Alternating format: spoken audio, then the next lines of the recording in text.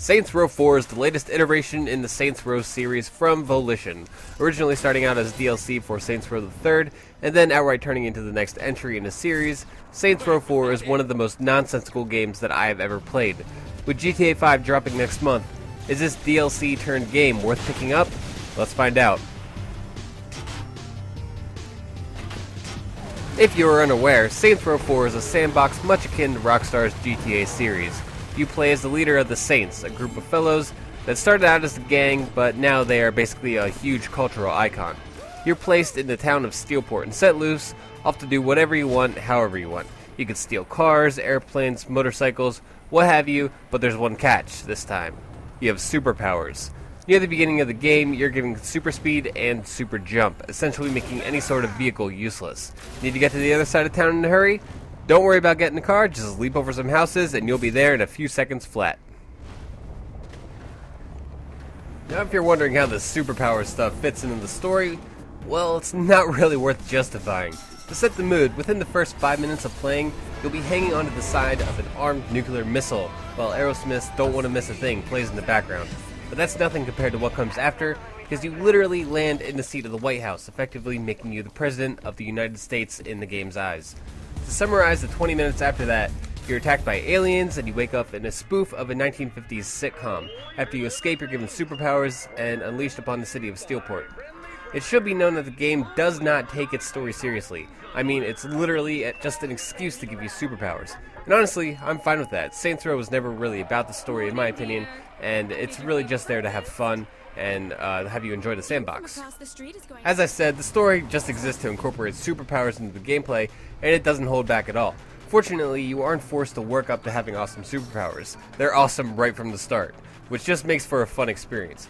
Leaping up and over buildings never gets old, and running faster than Sonic is just plain fun.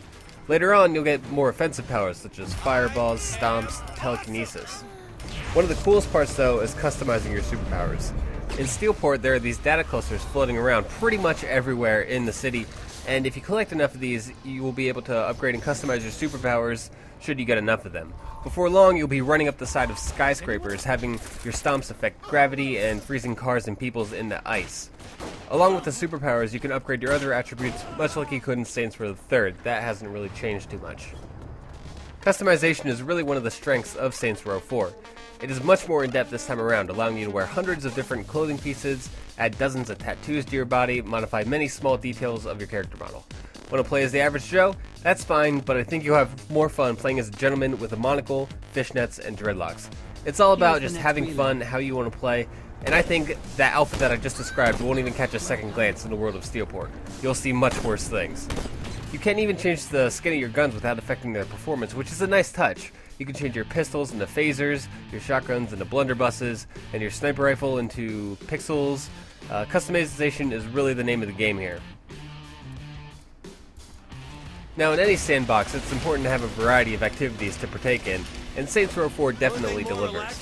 Following your story missions, you'll do a bunch of wacky missions in order to save your presidential cabinet and fight back against the alien invaders.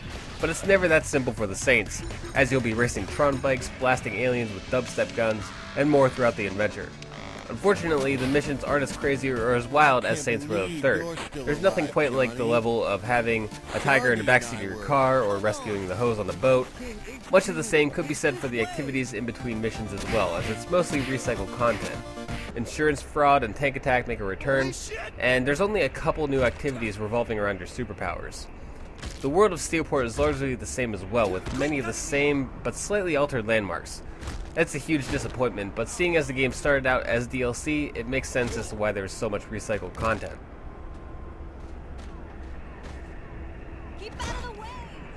Many of the side quests revolve around doing things in the city rather than independent areas, and therefore it can get pretty repetitive. Nearly every side quest has you doing either insurance fraud, tank mayhem, and then shooting up a group of aliens.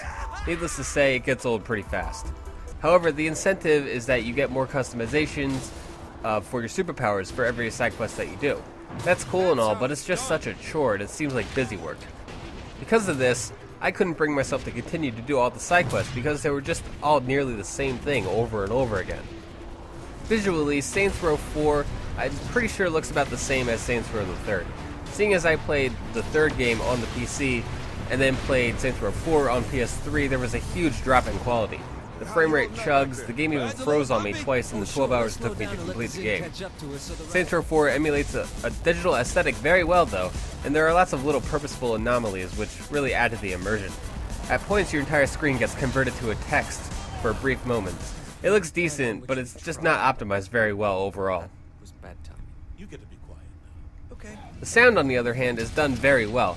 The aforementioned dubstep gun is a great addition to both the soundtrack and the arsenal, and there are even more licensed tracks in the game than the third.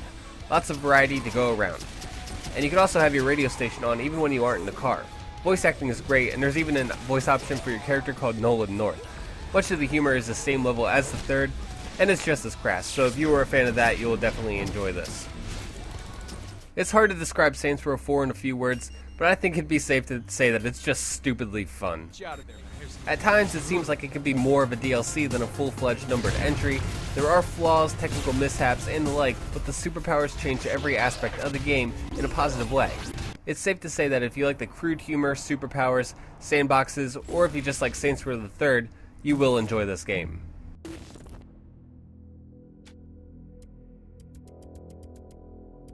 This has been a JumpToGamer video review. Please feel free to check out JumpToGamer.com for more information, and subscribe so you can continue watching our other video reviews. Thank you for watching.